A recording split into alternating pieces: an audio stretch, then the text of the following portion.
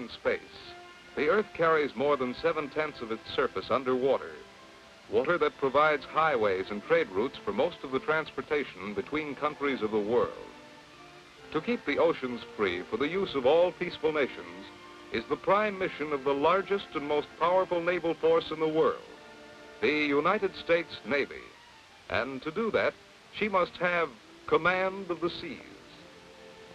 The geographical position of the Western Hemisphere requires sea defense, as Admiral Mahan pointed out in his famous studies of sea power. Inherent in his theory was the concept that a nation's naval power must provide the first line of defense against aggressor nations by forcing wars to be fought as far away from the homeland as possible. There have been few places where the ships of the United States and Great Britain have not dropped anchor in maintaining their power on the seas. But some areas remain untamed. The Arctic, for instance, a vast ocean upon which floats a polar ice cap. It is the area in which the landmass of our greatest potential enemy lies closest to us. Man has much to learn about such elemental forces as glaciers. The Arctic is a strange area where nature still operates as she did when the world was young, where glaciers 1,000,000 years old still calve icebergs hundreds of feet thick, 1,000 feet long, to become hazards to navigation as they drift in sea lanes to the south. The wind and current move the ice packs and bergs in opposite directions, some to the sea, others into the harbor. In this stop frame photography,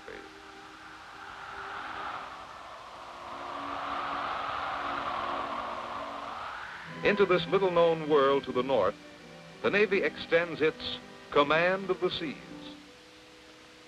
Among the missions of the Navy is that of establishing experimental bases near the Arctic Circle, keeping them in supply and proceeding with research and development. Heading northward toward the Arctic, scientists on one of the icebreakers in a Navy expedition test the ocean water.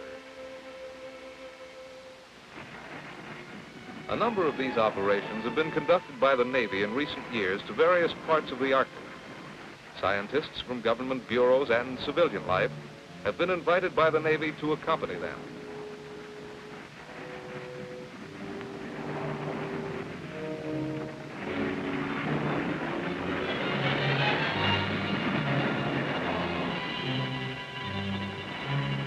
Both ships and personnel can be tested in cold weather operations of this kind. The Navy is interested in operational facts, not in opinions, and goes out to get them.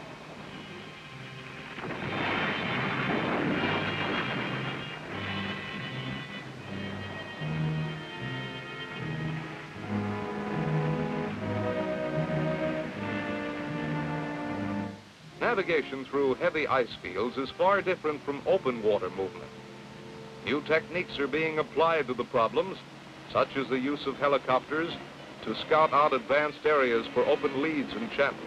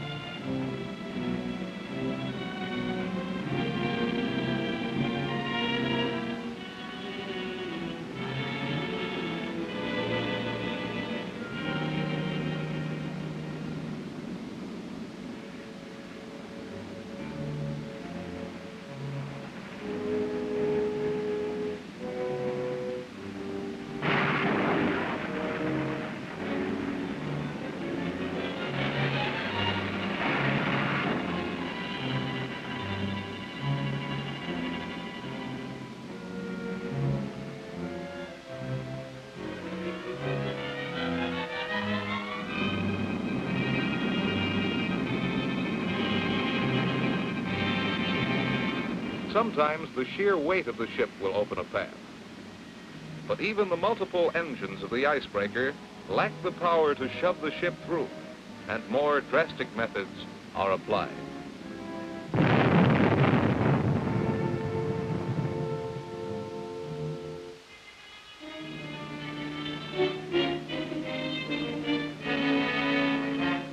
may require days of fighting through the heavy ice, but eventually open leads are found. The Navy's theory of operation is learn by going out and doing it. The sea ice gives way to more open water as the ships approach a harbor, and the first stage of the mission to get there has been accomplished.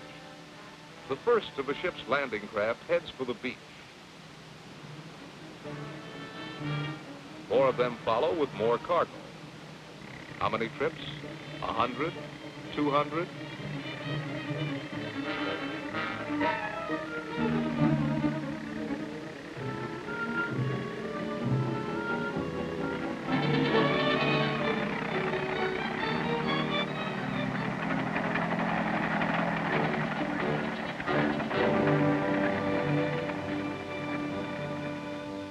Years ago, Arctic expeditions operated on dog power. Today, it takes oil and more oil and gasoline to move the mechanized equipment. But materiel can't be left on the beach.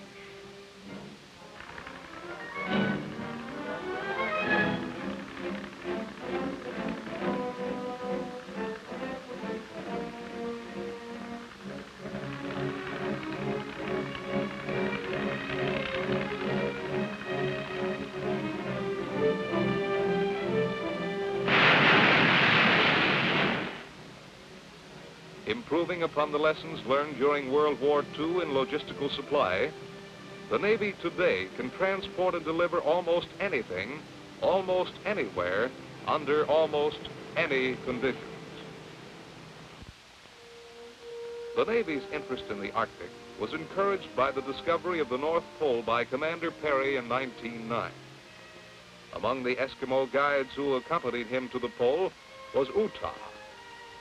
He was given a citation for his work and a life membership in the Explorers Club in 1939. It was not until 1947 that they were translated for him. The short Arctic summer brings the blossoms of the Arctic cotton plant to the monotone of the brown tundra. But during the greater part of the year, this is a land of cold, white wilderness. Another operation destined for another part of the Arctic area is being prepared. Planning has been completed, and the icebreakers and other types of ships to be used have taken on their cargo.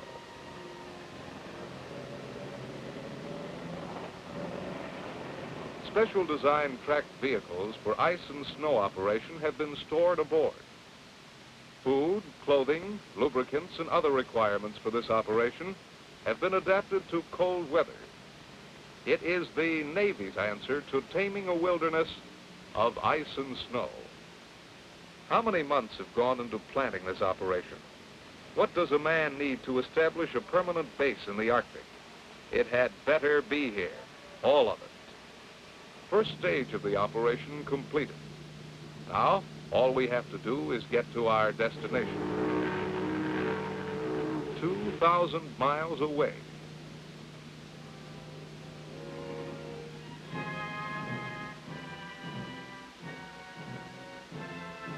Destination? The edge of the Arctic Circle. As the ships move northward, the weather and the seas worsen.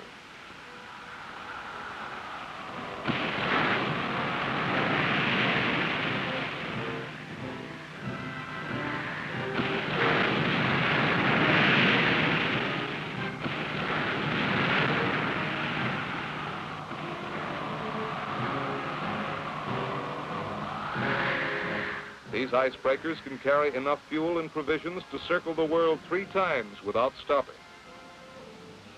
Heavy icing can endanger the ship's navigation.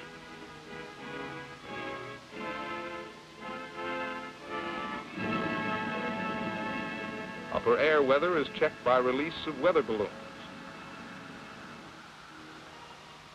The crew must adapt to the intense cold weather conditions.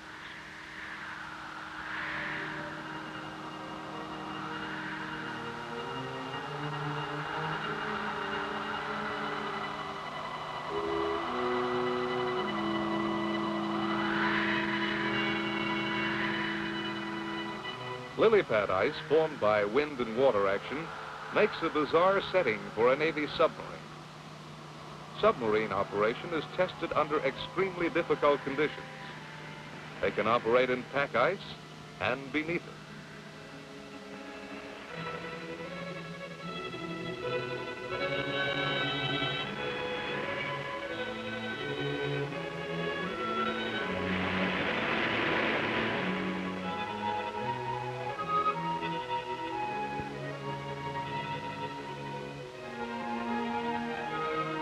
Wherever we're going, that seems to be it over there.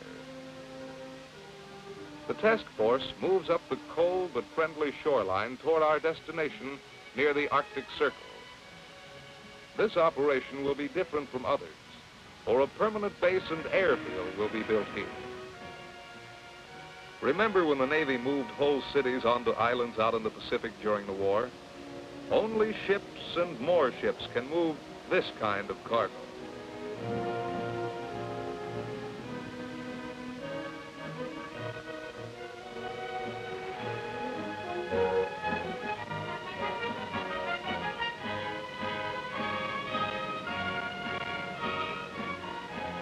More and more cargo fills the beach as the unloading continues.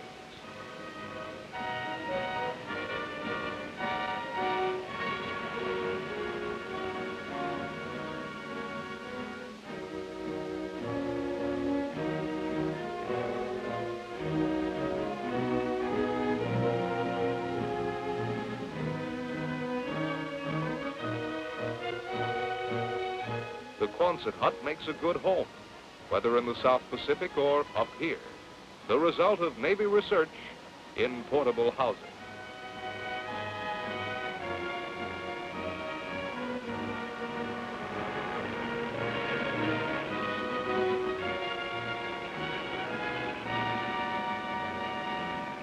When the atomic age reaches us, perhaps all of this can be carried in capsules in our pockets. Meanwhile, the Navy has developed special types of fuel for cold weather operations of planes and mechanized equipment. The Navy also drills for oil near the base.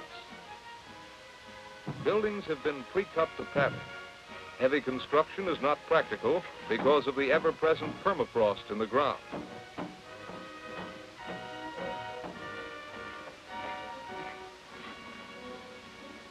The Eskimos solve their transportation problems this way, but not many Eskimos have dropped into Navy recruiting stations recently.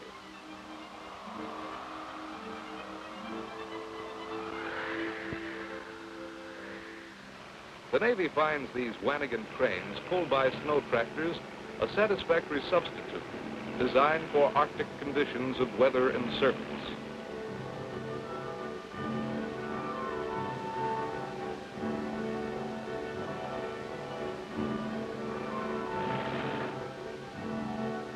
During a large part of the year, the strong winds and the deep snows block everything.